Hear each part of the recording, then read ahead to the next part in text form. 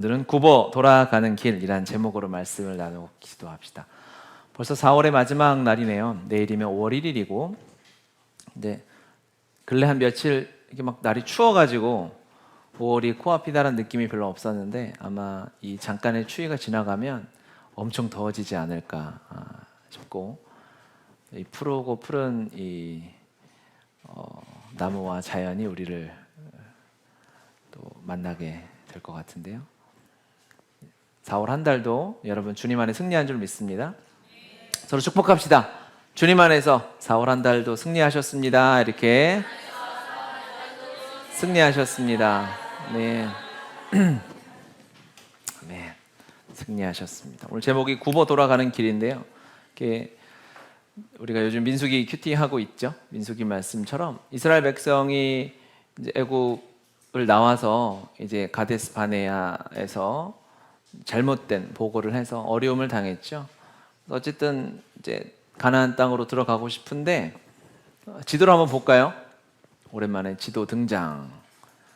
뿅. 이게 이제 이스라엘 백성이 출애굽해서 이제 지나가는 길인데요.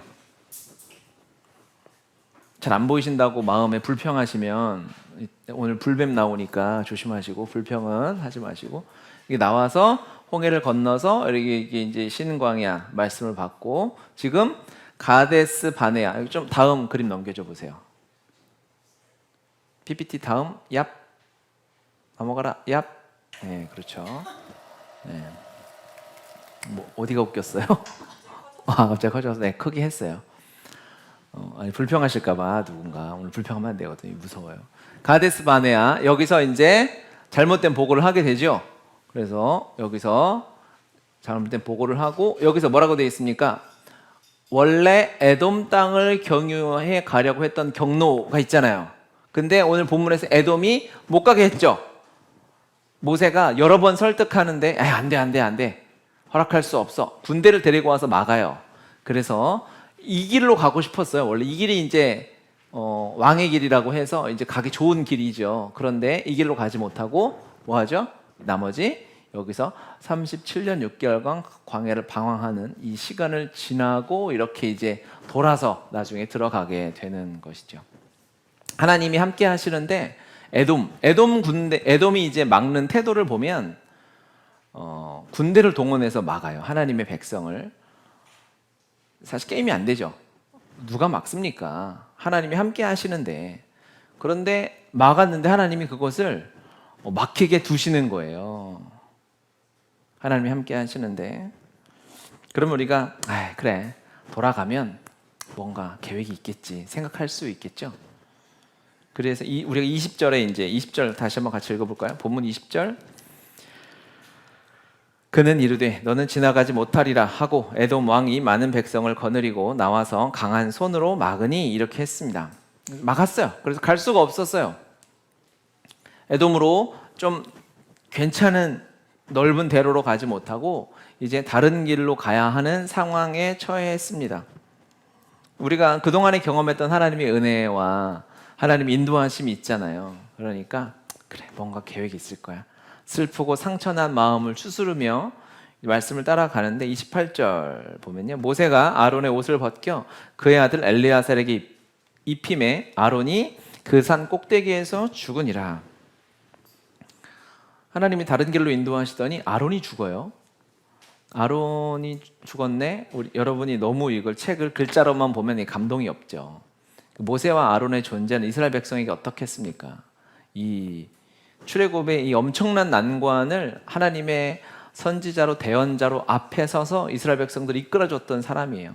모세가 대단하지만 백성들에게는 아론도 같이 위대한 지도자로 보이겠죠. 그런데 그 리더십 중에 한 사람인 아론이 죽게 되는 거예요. 하나님의 계획대로 우리가 따라가면은 형통의 길, 우리 눈에 좋아 보이는 길이 활짝 열리는 것 같으나 이상하게도 그런 길이 열리지 않고 에돔 같은 군대가 있지만 하나님이 사실 손가락 하나 까딱하셔도 끝날 만한 이 족속이 막아서질 않나. 아론이 죽질 않나. 여기서 끝나지 않고 21장 1절 같이 읽겠습니다. 21장 1절. 네겝에 거주하는 가나안 사람 곧 아랏의 왕이 이스라엘이 아다림 길로 온다 함을 듣고 이스라엘을 쳐서 그중 몇 사람을 사로잡은지라. 다른 길로 가는데 거기서는 이상한 왕이 나타나가지고 갑자기 싸웠는데 포로로 잡혀가는 일까지 나타나는 거예요. 지금 하나님과 이스라엘 백성이 하나님과 동행하는 삶을 살고 있겠죠? 하나님이 광야에서 한순간도 이스라엘 백성을 떠나지 않으셨어요. 옷 하나 헤어지게 하지 않으셨어요. 하나님이 함께 하시는 것은 너무나 사실이죠. 아멘이죠. 그런데 이상하게 하나님이 함께 하시는 상황임에도 불구하고 우리 눈에 보이는 현상은 어떻습니까? 적들이 가로막아요. 눈에 보이는 리더가 사라져요. 죽음을 당하고 늘 이제 사명을 다하고 죽게 돼요. 그리고 다른 길로 갔더니 뭐 진짜 주먹 한 주먹도 안 되는 이방 족속이 나타나서 사로잡아가는 어려운 일이 나타나게 되는 것입니다. 그러니까 뭔가 이스라엘 백성과 하나님이 함께 하셔서 이 출애굽의 기적 같은 역사를 통과했잖아요. 그런데 지금은 또 어려운 일들이 계속해서 나타나게 되는 거예요. 그러면 눈에 보이는 우리가 세상에서 말하는 복이라고 생각하는 것과 하나님이 우리와 함께 하시는 것과 상관관계가 별로 없어요. 성경에 보면 하나님이 나와 함께 하신, 그러니까 이스라엘 백성들이 이때 믿음 없는 자들은 불평하고 원망하죠. 하나님이 우리를 버리셨나? 우리를 떠나셨나? 내가 왜 이렇게 어려움을 당하지? 라고 불평할 수 있겠으나 하나님이 그렇게 떠나신 것이 아니다라는 거죠. 내 삶에 닥치는 상황과 상관없이 하나님은 우리와 함께 하신다는 사실을 우리는 기억해야 합니다. 하나님과 함께 하기 때문에 어려운 일도 나타날 수 있는 거죠. 하나님과 함께 하기 때문에 형통한 일도 우리 안에 펼쳐지게 되는 것입니다. 이거를 같이 두고 보면 이제 그 지점에서 사단이 우리를 참소하고 우리를 흔들려고 하는 일들이 거기서 나타나는 거예요. 야, 너 하나님이 함께 하신 다음에 그렇게 어려운 일이 나타나? 네가 몸이 아파? 일이 잘 안 돼? 아이가, 가족이, 부모가 어떻게 안 돼? 너의 삶에 이렇게 힘든 일이 많아. 하나님이 너와 함께 하시는 건 맞아? 라고 사단이 참소하게 되는 거죠. 다윗의 시를 보면, 시편에 보면 이 다윗의 시들이 많잖아요. 그 중에 다윗이 힘들고 어려운 때 나오는 어려운 상황에서 고백하는 시들이 있어요. 그 시를 시편을 크게 5개로 나누는데 그 중에 그러한 다윗이 어렵고 힘든 가운데 시편 기자들이 어렵고 힘든 가운데 쓴 시편을 뭐라고 묶어서 제목을 붙여놓냐면 탄원시다 이렇게 붙여놓거든요. 불평하는 시가 아니고 원망하는 시가 아니고요. 하나님 앞에 탄원의 기도를, 힘들고 마음이 어려울 때 드리는 기도를 모아놓은 시를 탄원시다 이렇게 묶어놓았어요. 하나님이 우리와 함께 하심에도 불구하고 어려운 일이 닥쳤을 때는 다윗처럼 시편의 기자들처럼 하나님을 찾고 부르짖어야죠. 그때는 정말 더 가까이 만날 수 있는 것입니다. 우리가 힘들고 어려울 때 하나님을 더 가까이 만날 수 있는 기회가 오는 것이에요. 여러분, 오늘 제목을 굽어 돌아가는 길이라고 정했어요. 느낌이 어때요? 뭔가 이거 쉽지 않겠다. 우리는 직진, 대로, 고속도로 이런 거 좋아하잖아요. 굽어 돌아가는 길은 뭔가 재수가 좀 없을 것 같고 안 좋은 일이 생길 것 같은, 무언가 훈련과 고난을 많이 받아야 할 것 같은 생각이 들죠. 하나님 우리와 함께 하신다면 굽어 돌아가는 길에서 역사하시는 하나님을 만나게 될 줄 믿습니다. 하나님 우리와 함께 하세요. 세상에 보이는 일과 하나님이 나와 함께 하시는지 함께 하시지 않는지, 하나님이 살아계신 돌아가셨는지는 전혀 상관관계가 없다는 것입니다. 그렇게 연계하면 안 되는 거예요. 주님은 우리를 떠나실 수 없는 하나님이십니다. 할렐루야. 아멘. 아멘. 그러면 그 상황에서 아론이 죽는 장면, 또 아론과 모세가 이제 가나안 땅에 들어가지 못하는 장면이 나오지 않습니까? 그래서 저도 어렸을 때나 이렇게 공부할 때 모세가 그 반석 위에서 승질내가지고 나무 그 지팡이로 돌을 때려버렸잖아요. 그래가지고 하나님이 너를 이렇게 화를 내냐? 너는 이놈아 가나안에 들어가지 마. 이렇게 한 걸로 이렇게 말씀이 나와 있잖아요. 큐티 책에도 그렇고 이게 나와 있단 말이죠. 그래서 저도 그런 설교 들었어요. 승질 부리면 안 돼. 그럼 가나안 땅에 못 들어가. 그래서 혈기를 죽여야 되고 함부로 화를 내면 안 되고, 뭐 그렇게 표면적으로 받아들여서 아멘 하시면서 화가 있는 분들은 화를 죽이시는 은혜도 있을 수 있겠어요. 그 단순하게 이 장면을 그렇게만 볼 수 있을 것인가? 그렇게 보기는 좀 어렵지 않을까요? 하나님이 엄청난 죄도 용서하셨는데 그 화낸 거 하나를 용서 못한 하나님이 있을 수 있겠어요? 이 장면은 사실은 그렇게만 적용하기는 너무 아까운 말씀이다라는 거예요. 24절에 나오죠. 본문 24절, 20장 24절 같이 한번 읽겠습니다. 아론은 그 조상들에게로 돌아가고 내가 이스라엘 자손에게 준 땅에는 들어가지 못하리니 이는 너희가 무리바 물에서 내 말을 거역한 까닭이니라. 이렇게 말씀하셨습니다. 모세와 아론은 모세는 하나님하고 친하잖아요. 하나님이 말을 그렇게 하셔도 다 무슨 뜻으로 얘기하는지 다 아는 거죠. 그러니까 저희도 이제 집에서 이제 형제자매님들하고 같이 생활을 하다 보면 힘들고 어려운 일들 많이 있잖아요. 예를 들면 이제 아내가 밥을 차려 놓으면은 애들이 와서 바로바로 먹어야 되잖아요. 그랬을 때 우리가 말로 할 수 있죠. 야, 너희들 그렇게 늦게 올 거면 밥 먹지 마, 이렇게 할 때가 있잖아요. 놀라셨어요? 그럴 때가 그러면은 아멘 어머니, 저는 오늘 밥을 먹을 자격이 없습니다. 그런 자녀들이 있으면 더 맞아야 됩니다. 10대, 1000대, 100대를 맞아서 알아들을 때까지. 그 말이 아니죠. 모세와 아론에게 하신 말씀이 무엇일까? 우리가 생각해 보면 이미 모세와 아론이 인도에 나온 이스라엘 백성들의 그룹이 있잖아요. 그들은 가데스 바네에서 불신앙의 믿음이 없는 삶을 택해서 이제 가나안 땅에 들어갈 수 없다고 결정되어졌잖아요. 일단 그 장면이 이제 성경에 보면은 또 아론도 마찬가지. 아론이 여기서 죽어요. 그렇죠? 모세도 가나안 땅에 들어가지 못하고 죽습니다. 이 출애굽한 이 민족이 가나안 땅에 들어가지 못하고 죽어요. 그러면 이들은 과연 하나님께 벌을 받은 것인가? 하나님한테 혼난 것인가? 하나님이 마지막에 그들의 삶의 결론을 아주 비루하고 비참하게 끝낸 것인가요? 그렇게 결론을 내리면 안 된다는 것입니다. 모세와 아론이 받은 은혜는 솔직히 우리가 이 장면 보면서 야, 모세와 아론 참 불쌍하다. 가나안 땅에 들어가지도 못하고. 지금 우리가 모세 아론 걱정할 때가 아니에요. 모세 아론은 은혜를 어마어마하게 받았어요. 출애굽해서 광야를 돌다가 비록 가데스 바네아에서 믿음의 선택을 하지 못했으나 그들이 받은 은혜와 기적은요 엄청난 거죠. 그들의 삶의 하나님의 계획은 완전하게 이루어진 것입니다. 또 다른 무엇이 있을 수도 있었겠죠. 그것까지는 우리가 알 수 없어요. 그러니까 우리가 지금 모세 아론 걱정할 때가 아니라 이들은 받은 사명과 은혜, 아론이 죽는 모습을 보십시오. 28절 모세가 아론의 옷을 벗겨 그의 아들 엘레아살에게 입히니 아론이 그 산 꼭대기에서 죽으니라. 아론이 죽는데요. 아론이 어디서 죽어요? 호르산 꼭대기에서 죽습니다. 그렇죠? 호르산 꼭대기로 올라오라 그래요. 그리고 거기서 하나님께, 보통 우리는 어떻게 생각해요?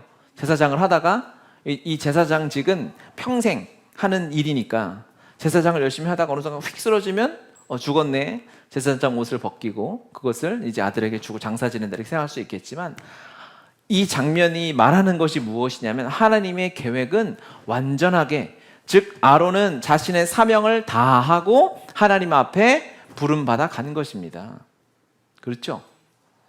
산 꼭대기로 올라와서 굳이 거기까지 하나님이 그 자리에서 모든 사람들이 보는, 모든 족속들이 보는 그곳에서 하나님의 사명 위임식이 이루어지는 것입니다. 그 자리에 그때까지 사명을 다한 아론의 삶이 끝나고 하나님은 옷을 벗겨서 아들에게 입혀주시고, 그리고 순서가 중요해요. 아론이 그리고 이 세상에서의 삶을 끝내고 하나님 품으로 안겼겠죠. 그의 아론의 삶은 이렇게 그냥 우리가 단면적으로 보면 야, 모세 아론 불쌍하다. 산에서 죽고 호르산에서 느보산에서 형과 동생이 죽고 가나안 땅에 들어가지도 못하고. 그렇지 않습니다. 그리스도인은 언제 죽습니까? 우리의 사명이 다하는 날 죽습니다. 그렇죠? 그래서 우리의 그리스도인 예수님의 생명과 사랑을 받고 살아가는 우리의 삶에 불쌍하고 비참한 죽음 같은 건 없어요. 어떤 죽음이라도 어떤 아픔이라도, 어떤 헤어짐이라도 우리의 실수로 하나님의 계획을 어긋나게 할 수 없습니다. 다 이해는 안 가요, 솔직히. 이 말은 다 맞죠? 우리가 아무리 실수해도 하나님의 계획을 깨트릴 수 없죠? 없습니다. 할렐루야, 그렇죠? 아니, 하와가 그걸 따먹어서 그렇다고 하나님의 계획이 틀어졌습니까? 아니죠. 하나님은 당신의 완전함으로 아들 예수 그리스도의 희생과 사랑과 십자가 사랑으로 우리와 함께 영원히 에덴에서 함께 하겠다는 하나님의 계획을 어긋나게 하지 못했어요. 우리의 능력은 하나님의 계획 앞에서 일천하게 짝이 없는 거예요. 비교가 안 되는 것이죠. 그래서 우리의 실수를 과장해서 하나님 앞에 너무 자기가 이렇게 막 죄책감에 사로잡혀 있는 것도 교만함의 다른 모습일 뿐입니다. 회개하고 나아가야 될 모습은 있겠죠. 하나님께 내어 맡기고. 하지만 내가 실수해서, 내가 잘못해서, 내가 무엇이 부족해서 여전히 내가 살아있다면 오늘 하나님께서 십자가에서 나 죽고 예수 사는 그 은혜를 회복시켜 주신 은혜가 있길 바랍니다. 아멘. 죽는 순간까지 아론은 하나님의 사명자의 역할을 다 하고 하나님 품에 안겼습니다. 가장 복된 삶인 줄 믿습니다. 할렐루야. 아멘. 이스라엘 백성도 마찬가지입니다. 그들이 가나안 땅에 들어가지 못했으나 그들의 삶은 저주받은 삶이 아닙니다. 그들의 삶은 하나님의 완전한 계획 가운데 있었던 삶이에요. 그렇죠? 이스라엘 백성들이 고맙죠. 그들이 우리의 완전 거울이지 않습니까?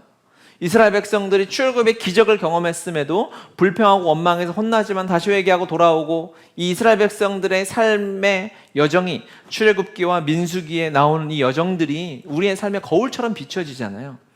하나님의 여기서 끝나지 않고 수천 년을 걸쳐서 하나님의 말씀의 빛의 통로로 거울처럼 우리가 보면서 은혜를 누리며 살아가고 있어요. 이들은 실패한 인생이 아닙니다. 하나님의 택함받은 삶은 실패한 인생을 결코 살아갈 수 없습니다. 할렐루야. 여러분의 삶이 하나님의 이 계획 가운데 있어요. 모세와 아론은 어떨까요? 저는 모세와 아론의 이 마지막 장면이 너무 멋있는 거예요. 여기서 여러분, 이제 어쨌든 모세와 아론은 믿음으로, 아론은 금송아지도 만들고 잘못한 짓을 좀 했으니까 좀 둘째치고 모세를 놓고 봅시다. 모세가 하나님이 모세, 너 지팡이로 왜 반석을 이렇게 부드럽게 해가지고 물이 나오게 해야지, 화내고 이 불평하는 것들아, 이 물 처먹어라 이렇게 해가지고 너는 가나안에 못 들어가, 이렇게 하는 게 이 하나님의 성품상 이 말이 안 맞잖아요. 가데스바네아에서 믿음 없는 선택을 한 것도 모세는 아니거든요. 근데 모세는 그들의 리더였죠. 그런 상황에서 하나님께서 이스라엘에서 나온 이 어른 기성세대, 이 세대는 들어갈 수 없어. 하지만 모세, 너는 나의 사람이니까 너는 꼬리네, 여호수아하고 같이. 이게 리더로서 배가 침몰하는데 선장 혼자 홀짝 내려가지고 나만 살고, 이런 모습이 딱 보이는 거죠. 진짜 리더고 하나님의 사람이고 하나님의 말씀을 순종하는 리더십을 가진 모세였기 때문에 자기 백성들과 나의 제자들과 나의 공동체와 함께 운명을 같이 하는 것이 진짜 하나님이 보여주고 싶으신 리더십의 모습인 거예요. 누가 그렇게 하셨기 때문에? 예수 그리스도께서. 예수 그리스도는 우리 아버지시고 우리의 리더이시고 우리의 스승이시지 않습니까? 죄인된 우리와 운명을 같이 하는 거죠. 나는 죄가 하나도 없는데 너희들 십자가의 고통을 다 경험하고 오거라, 그렇게 하시지 않는 거죠. 죽는 자리까지 함께 가는 것이 예수 그리스도의 섬김의 리더십이요, 희생의 리더십입니다. 모세도 마찬가지죠. 모세가 진짜 끝까지 멋진 하나님의 사람으로 남을 수 있었던 것은 자기가 책임진 이 자신의 공동체와 함께 그 자리에 끝까지 함께 했다는 것입니다. 하나님이 모세를 가나안 땅에 넣고 말고가 큰 의미가 있겠어요? 얼마든지 하실 수 있는 분이죠. 용서를 못 하셔서 하나님이 그 마지막에 돌로 친 거는 난 도저히 용납이 안 된다, 그러실 하나님이 아니잖아요. 하나님은 모세를 사랑하셨던 거예요. 그리고 모세를 통해서 예수 그리스도에 함께하는 연합하는 리더십을 보여주고 싶으셨던 것이죠. 끝까지 책임지는. 모세가 멋있잖아요. 모세는 이렇게 무언가 하나님의 뜻이 아닌 것 같은 상황이 펼쳐졌을 때 하나님 앞에 간구해서 기도해서 돌이키는 모습이 많이 나와요.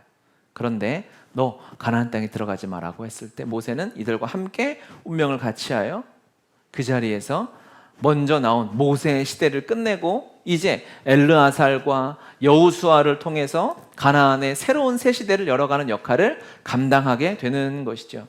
이것이 하나님의 공동체고 주님이 우리에게 보여주신 모습인 것입니다. 모든 일을 함께하고 모든 일을 울고 웃으며 먹고 마시며 하나님의 공동체를 이루어가는 것이죠. 그래서 모세는 불쌍한 것이 아니라 하나님의 사명을 다하는 하나님의 귀한 리더십이었다는 것입니다. 하나님이 모든 그리스도인들을 이런 리더로 부르신 줄 저는 믿습니다. 그래서 우리가 교회에서 영혼들을 섬기는 재직들이 있고요. 또 영혼을 먹이고 키우는 순장들을 우리가 세우는 것이죠. 그들의 역할이 무엇일까요? 함께 하는 것이죠. 우는 자리, 웃는 자리, 눈물을 흘리는 자리, 아픈 자리를 함께 눈물로 기도하며 함께 걸어가는 삶을 그리스도인들은 살아내는 것이죠. 당연한 거 아니겠습니까? 가정에도 가장이 부모가 책임지는 것은 자녀들과 끝까지 함께 그 믿음의 자리를 사수하면서 걸어가는 것이고요. 하나님의 계획이 있고 하나님의 뜻이 있고 말씀이 있는 이 믿음의 공동체, 지금 우리가 교회라고 부르는 이 공동체, 순이라고 부르는 공동체가 모세가 함께 했던 이 리더십을 본받는, 예수님이 제자들과 함께 했던 그 삶의 모습을 본받는 공동체가 되었으면 좋겠습니다. 아멘. 사랑이 있고 하나님의 계획이 있고 부르심이 있고 인도하심을 보는 자리인 거죠. 그래서 지난주에 이제 우리가 순모임을 이제 시작하려고 이렇게 조사를 하고 그랬어요. 근데 광고가 너무 많고 그래가지고 잘 못 알아듣고 그런 분들이 있었는데 그래서 지금도 나는 물음표다 이런 지시들이 있어요. 이게 뭐냐? 그냥 지금 우리가 모여 있는 지역 수는 약간 교제 중심이고 서로 중보하는 공동체라면 조금 더 소그룹을 나누어서 하나님의 말씀과 성경과 교리와 약간 그 성경을 이렇게 뽑아서 주제별로 해서 성경 공부하는 말씀 안에서 서로 기도하고 사랑하는 그런 순모임을 이제 다시 하겠다. 앞으로 5, 6, 7월 이 3개월 동안 그런 모임을 우리가 할 것이다 라고 광고를 한, 이해가 되셨어요? 이것도 이해가 안 되면 이따 밥을 저랑 따로 먹어요. 제가 자세하게 설명해 드릴게요.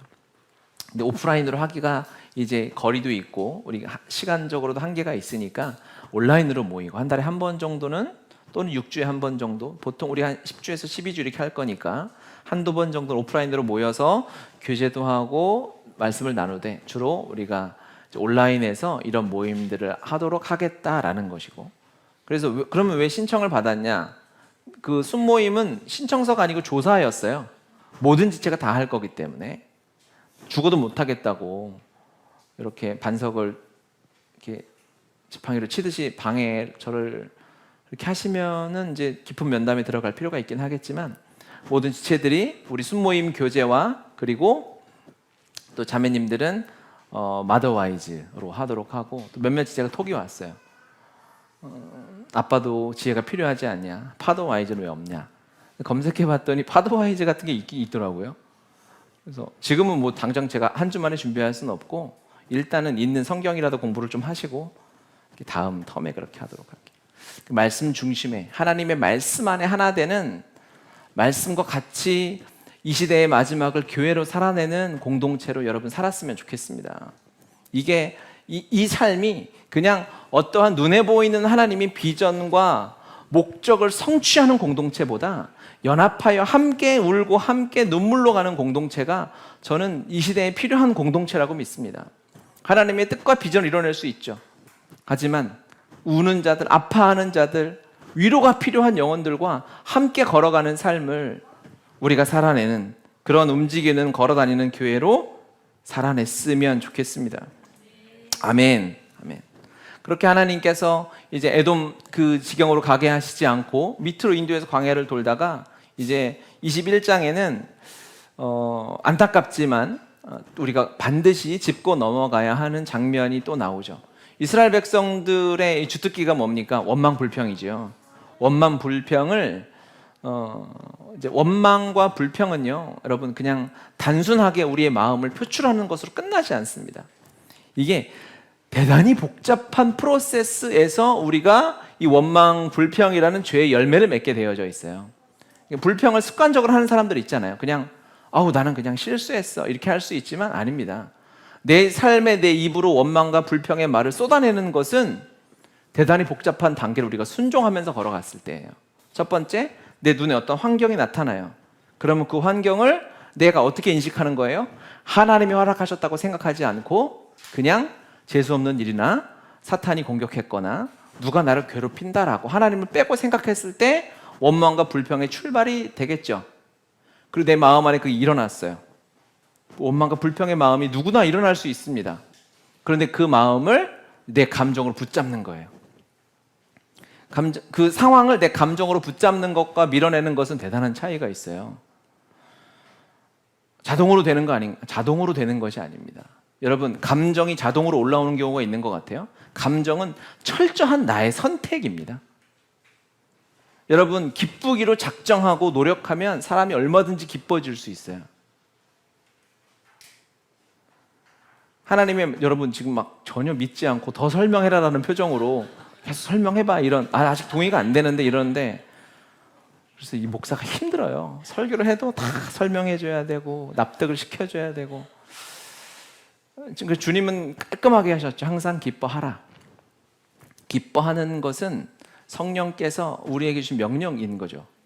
우리가 가능한 거예요. 기쁨의 감정을 취할 수 있는 것이죠. 그렇죠? 원망과 불평이 내 입에서 터져 나온다는 것은 하나님을 제외한 상황을 내가 인식하고 내 마음에 떠돌아다니는 이 수많은 생각들 중에 나는 불평을 붙잡고 그것을 나의 근육과 의지를 사용해서 내 머릿속에 두지 않고 말로 표출하는 거예요. 그렇죠? 그리고 그것을 혼잣말로 할 수 있음에도 불구하고 나는 내 감정을 쏟아야 하고 이 불평의 감정이 다른 사람에게도 퍼지길 원해, 내 마음 알아주기 원해라는 마음으로 마지막 5번째, 큰 소리로 사람들에게 반복적으로 말하게 되는 거죠. 그래서 원망과 불평은 성경에서 왜 이렇게 하나님께서 크게 다루시느냐? 단순한 죄가 아니라는 거예요. 단순한 죄가 아니고 그 마음이 쌓이면 세상에 무서운 그런 묻지마 범죄 이런 거 있잖아요. 그 사람들이 뭘 하죠? 욱해서 죄를 저질렀다, 욱해서 내가 사람을 때렸다, 욱해서 사람을 찔렀다 이렇게 말하는데 여러분 그게 바로 이해가 돼요? 말도 안 되죠. 어떻게 욱해서 사람을 죽여요? 어떻게 욱해서 사람을 때려요? 근데 이 프로세스가 우리에게 사실 똑같이 적용이 됩니다. 하나님의 사람이 어떻게 욱해서 불평을 해요? 설명을 또 해요? 네, 안 해도 되죠. 마찬가지인 거예요. 하나님의 사람이 어떻게 눈에 보이는 환경이 그렇다고 불평의 말을 쏟아나요? 라는 것과 믿음 없는 사람이 칼로 사람을 찌르는 것과 똑같은 과정인 것입니다. 그래서 원망과 불평이 하나님께서 이 광야에서 이스라엘 백성들을 철저하게 다루시는 거예요. 엄청나게 다루시죠. 원망, 불평 일어날 때마다 하나님이 역사를 나타내시죠. 사실은 이런 일은 우리 안에 너무 많이 일어나잖아요. 죄인이기 때문에 불평하고 원망하고 더 좋은 것이 있지 않나. 사실 그것이 안 좋은 이유는 쉬운 일이 아니고 또 그것은 무엇이죠? 그것이 습관된 사람들은, 그것에서 훈련되지 않은 사람들, 하나님의 뜻을 알지 못하는 사람들은 이제 그것에 대한 은사라고 표현하긴 그렇고 그것에 대한 이제 근육이 생겨요. 그래서 그 사람들은요, 와, 대단한 달란트가 있어요. 엄청나게 좋은 데 갔는데 막 불평해요. 막 먹을 거로 불평하는 사람들은 어마어마한 뷔페 데려갔는데 막 사람들이 막 너무 많은 음식을 차려놓고 막 호텔급의 음식을 막 차려놔도 거기서 기가 막히게 불평할 걸 찾아요. 훈련이 돼 있거든요. 막 먹으면서 와 진짜 맛있다 하면서 에이 사람 더럽게 많네 그러면서 막 먹어요. 어떻게 불평한 걸 찾는지. 여러분 이거 무서운 겁니다. 하나님이 이걸 가벼이 여기지 않으셨어요. 우리도 그렇게 해야 합니다. 쉽게 불평하고 원망의 말을 쏟아놓으면 힘들고 어려움을 하나님 앞에서 다윗처럼 고백하는 것과 믿음의 공동체에서 기도 제목을 나누는 것과는 다른 것입니다. 그리고 공동체에서도 힘든 얘기 하지 마요. 이걸 또 설명할 수는 없어요. 공동체에서 하나님의 임재와 성령의 인도하심 가운데 나의 힘듦과 어려움을 나누고 주님 앞에서 나의 이 어두운 마음을 빛 대신 성령 앞에 내려놓고 주님의 치유와 인도하심을 구하는 것과 그냥 가는 데마다 찔러대면서 원망하고 불평하고 이스라엘 백성처럼 하는 것과는 너무 다른 거예요. 주님 그 슬퍼하십니다. 주님이 우리 안에 일하시도록 하십시다. 성령께서 기뻐하시는 역사가 우리 안에 있기를 바랍니다. 하나님께서 그래서 그들을 다루시죠. 어떻게 21장에 보면 4절 같이 읽겠습니다. 백성이 호르산에서 출발하여 홍해길을 따라 에돔 땅을 우회하려 하였다가 길로 말미암아 백성의 마음이 상하니라. 상처를 받았어요. 딱 환경에 내 마음이 상하는 일이 나타났어. 그럼 뭐 해야 돼요? 불평해야 되죠. 해도 된다는 건 아니고 얘네들이 그랬다고. 얘네들이 우리 나이가 많으니까 이분들이라고 하기엔 좀 자존심 상하고 하여튼 이 백성들이 여기서 또 하던 습관처럼 불평하기 시작하는 거. 5절 백성이 하나님과 모세를 향하여 원망하되, 여러분 거기 동그라미 치실 수 있으면 동그라미를 원망하되, 뭐 중요한 말이냐고 하겠지만 원망하되 동그라미 쳐보십시오. 4절에 마음이 상하는 일이 나타나요. 그리고 바로 원망합니다. 성령께서 이 상황 사이에 개입해 주시길 바랍니다. 마음이 상하는 상황은 어떻다 그랬어요? 제가 처음에 말씀드렸죠. 하나님이 함께 하심에도 불구하고 나타날 수 있다고 했어요. 그렇죠? 그런데 하나님이 함께 하시면 그 다음에 원망 불평은 우리의 선택인 거예요. 취하지 않길 바랍니다. 주님께서 우리 안에 역사하셔서 눈앞에 마음 상하는 상황은 있을지라도 우리 안에 원망과 불평이 아니라 하나님을 보게 되는 은혜가 있으시길 바랍니다. 원망하되 어찌하여 우리를 애굽에서 인도해내어 이 광야에서 죽게 하였는가? 이곳에는 먹을 것도 없고 물도 없도다. 우리 마음이 이 하찮은 음식을 싫어하노라. 여호와께서 불뱀들을 백성 중에 보내어 백성을 물게 하심으로 이스라엘 백성 중에 죽은 자가 많은지라. 불평하는 상황 앞에서 하나님도 이렇게 감정적으로 하시면 안 되는데 이게 결론이 아니니까, 그렇죠? 하나님 다 이해할 수 없어요. 불평을 한 번만 했겠어요. 그런데 여기서는 무섭게 그냥 사막에 불뱀이 나타나가지고 백성들을 물어대기 시작하는 거예요. 백성들이 죽어나가기 시작하는 거죠. 그 모습을 보고 이제 백성들이 알아요. 7절 백성이 모세에게 이르러 말하되 우리가 여호와와 당신을 향하여 원망함으로 범죄하여 싸우니. 원망이 죄라는 걸 알죠. 그리고 여호와께 기도하여 이 뱀들을 우리에게서 떠나게 하소서. 모세가 백성을 위하여 기도하며 여호와께서, 8절은 같이 읽겠습니다. 여호와께서 모세에게 이르시되 불뱀을 만들어 장대 위에 매달아라. 물린 자마다 그것을 보면 살리라. 모세가 놋뱀을 만들어 장대 위에 다니 뱀에게 물린 자가 놋뱀을 쳐다본즉 모두 살더라. 아멘. 하나님의 치유, 하나님의 십자가.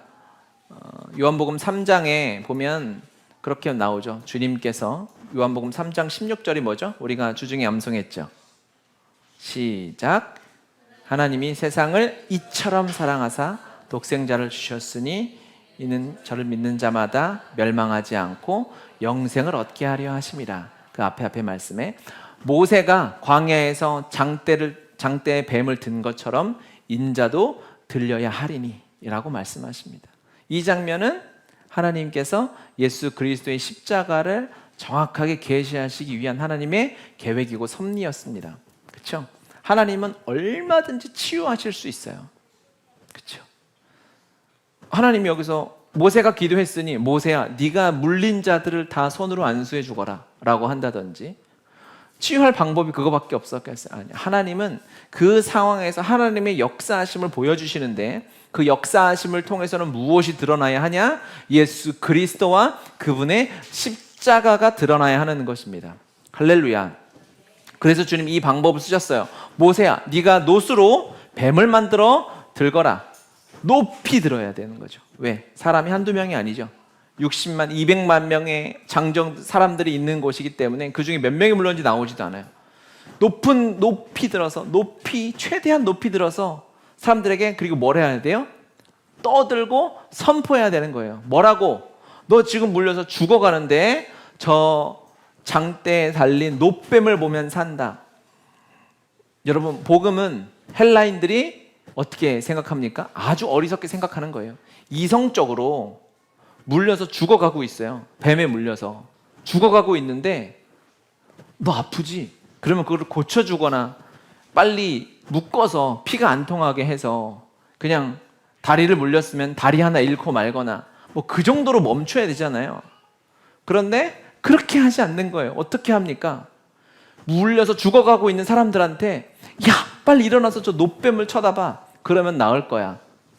너무 비상식적이에요. 여러분이 물렸을 때 제가 가서 아유, 빨리 저기 놋뱀을 쳐다봐. 그럼 살 거야. 라고 하면 그 사람은 맞을 각오로 헤드기어를 쓰고 가야 돼요. 시끄러운 소리 하지 말라고. 아파 죽겠는데 무슨 뱀을 쳐다보냐고. 뱀에 물려가지고 고통스러워서 죽게 생겼는데 장난감도 아니고 놋뱀을 만들어서 들었는데 그걸 보고 산다? 우리는 이거를 아니까 그렇게 살았나 보다 이렇게 생각하지만 상식적으로 우리가 이 장면에 들어가서 보면 너무너무 미련한 거예요. 믿음이 없으면 불가능한 일을 이들이 하고 있는 것입니다. 본 자는 사는 것입니다. 여러분, 우리의 삶에서 우리는 여전히 삶의 문제와 어려움 가운데 내가 이해가 되는 해답을 원해요. 하나님의 방법은 우리 이성과 상관없어요. 오히려 우리의 이성과는 상관없이 오직 믿음으로 반응해야 할 때가 우리가 살 수 있을 때인 줄 믿습니다. 여러분, 하나님은 그렇게 일하시는 분이세요. 어떠한 환경에 있습니까? 되게 어이가 없어요. 저도 돈 문제가 있는데 교회에서 하는 말은 뭐예요? 그 사람 도와주려면 뭐해요? 돈이라도 꿔주든가 돈이라도 줘야 될 거 아니에요. 우리는 뭐 합니까? 십자가를 쳐다볼래? 이렇게. 아니, 지금 돈이 필요하다고. 지금 내가 이사갈 집이 없다고. 그래? 그럼 십자가를 한번 볼까? 얼마나 이거 제가 가끔 권면할 때도 지금 답이 없다 생각 들 때도 있어요. 너무 비이성적이야. 합리적이지 않아요. 복음은 원래 합리적이지 않아요. 우리 주님은 우리의 이성에 맞게 일하실 이유가 전혀 없는 거예요. 주님은 하나님의 방식대로 일하시는 하나님이신 줄 믿습니다. 주님은 그렇게 하나님의 계획을 우리의 삶에 펼쳐주시는 것이죠. 더 놀라운 것이 뭔지 아십니까? 이스라엘 백성들이 뭐 했어요? 이쯤 되면 민수기 21장, 우리가 출애굽기 40장을 다 봤어요. 출애굽기 내용의 한 절반은 이스라엘 욕한 걸지도 몰라요. 천국 가면 이거 내가 언제 나머지 설교할 때는 제가 만회를 해놔야 돼요. 이스라엘 이 60만 형님들 중에서 너는 왜 맨날 우리 욕만 했냐고 이렇게 할 수도 있는데, 출애굽기를 보고 민수기를 보면서 이스라엘의 연약함과 부족함과 실수와 원망과 불평과 만나를 어마어마하게 내려줬더니 그거 구워 먹고 삶아 먹고 튀겨 먹더니 이빨 쑤시면서 하나님 이제 고기 먹고 싶다고. 그래서 고기 썩어내 날 때까지 고기를 먹는 이런 이스라엘 백성들의 연약함이 엄청나게 드러났잖아요. 그렇죠? 실수한 것 같고 망한 것 같고 아마 이 형님들도 되게 부끄러울 수도 있어요. 그런데 돌아서 보니 어떻습니까? 내가 하나님이 기적 같은 은혜로, 계획은 알 수 없어요. 에돔을 가지 못해서 지금 다시 신광야 쪽으로 내려와 있는데 거기서 또 불평하고 원망해서 애굽에는 먹을 것이 많은데 이제 나머지 또 만나 먹고 메추라기 정도 먹어야 되냐고 불평하니까 하나님께서 불뱀이 물려가지고 죽게 생겼는데 간신히 놋뱀을 보면서 살아났어요. 이 실수와 실패의 자리를 지나서 봤더니 남는 것이 무엇입니까? 거기에 그리스도의 십자가가 계시되어져 있는 거예요. 그렇죠? 이들은 실수하고 넘어왔어요. 그런데 그 자리에 있었던 것은 그리스도의 십자가, 하나님의 완전한 계획이죠. 할렐루야. 우리의 삶도 동일합니다. 여러분, 우리가 걸어가면서 실수하고 넘어지고 잘 안 되고 그럴 수 있어요. 한 걸음만 지나서 돌아보면요, 그 상황에서 그리스도의 십자가가 남아있게 될 것입니다. 하나님을 사랑하는 자, 곧 그 뜻대로 부르심을 입은 자들에게는 모든 것이 합력하여 선을 이루죠. 그 선이 무엇이겠어요? 잘 되는 것 정도겠습니까? 문제가 해결되는 것 정도겠어요? 하나님의 선은 예수 그리스도입니다. 우리의 실수의 자리, 실패의 자리, 넘어짐의 자리를 그때는 아플 수 있고 그때는 회개하고 눈물 흘리는 것 같으나 지나서 돌아보면 그 자리에는 그리스도의 십자가의 흔적이 새겨져 있는 것입니다. 그래서 하나님 안에 여러분이 살아있다면 여러분의 삶에 실수도 십자가요, 성공도 영광도 십자가의 하나님의 은혜인 줄 믿습니다. 주님 안에 마음껏 그래서 삶을 실패할까 두려워하고 조마조마하고 주저주저 할 필요가 없어요. 주님 안에 담대히 걸어가는 거예요. 그러면 때로는 우리가 원망하고 실수하고 넘어질 때 있어요. 괜찮아요. 하나님 살아계시다면 그 자리 뒤에 십자가가 보일 것입니다. 또 은혜를 주셔서 영광의 길로 찬송과 찬미와 은혜의 길로 걸어가면 당연히 그곳에는 그리스도의 영광이 나타나겠죠. 여러분의 삶에 그래서 결론이 다 난 거예요. 걸어가는 매일매일의 삶은 하나님의 은혜의 십자가가 반드시 새겨져 있을 것입니다. 그 자리를 그래서 부끄러워할 필요도 없어요. 그 실패한 자리를 피할 필요도 없어요. 그 아픈 자리, 눈물 흘린 자리도 피할 이유가 전혀 없어요. 주님이 고치시잖아요.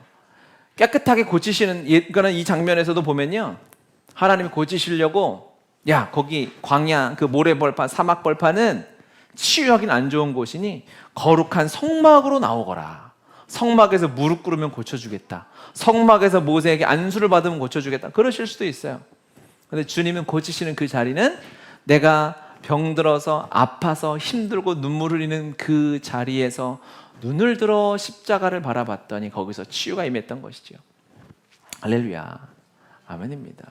여러분은 응답을 만나는 자리, 기적의 자리는 여러분의 가정이요, 여러분의 일터가 될 것입니다. 여러분이 상처받았던 그 자리가 십자가의 은혜를 경험하는 자리가 될 줄 믿습니다. 아멘. 이 큰 은혜를 주신 주님을 우리 찬양했으면 좋겠습니다. 같이 찬양할게요. 지난주는 제가 말씀을 안 나누었고 그 전주에 이제 부활절 예배 드리고 그 2주 동안 부활절 말씀을 나누었잖아요. 사실 그 말씀과도 일맥상통한 말씀입니다. 뭐죠? 갈릴리에서 부활한 주님을 만나라고 했죠. 이 자리도 마찬가지입니다. 내가 실수하고 아프고 물렸던 그 자리는 하나님의 영광의 자리입니다. 여러분 마음 안에 있는 상처와 쓴뿌리로 남아있지 않을 것입니다. 하나님을 자랑하는 십자가 은혜의 자리가 될 줄 믿습니다. 아멘. 그리고 사람들도 다 알게 돼요. 사람들이 여러분의 마지막에 인정하게 돼요. 집사님, 순장님, 형제님, 자매님, 안수 집사님, 장로님 살아온 삶을 보니 예수님의 십자가가 남아있네요 라고 인정받게 될 것입니다. 그럴 수밖에 없어요. 주님이 이끌어 가시는데 하나님은 자랑할 게 십자가밖에 없으시거든요. 할렐루야. 우리가 너무 근심하지 않아도, 주저하지 않아도 됩니다. 그래서 십자가를 반드시 내 삶의 흔적으로 남기게 될 줄 믿습니다. 이렇게 찬양합시다.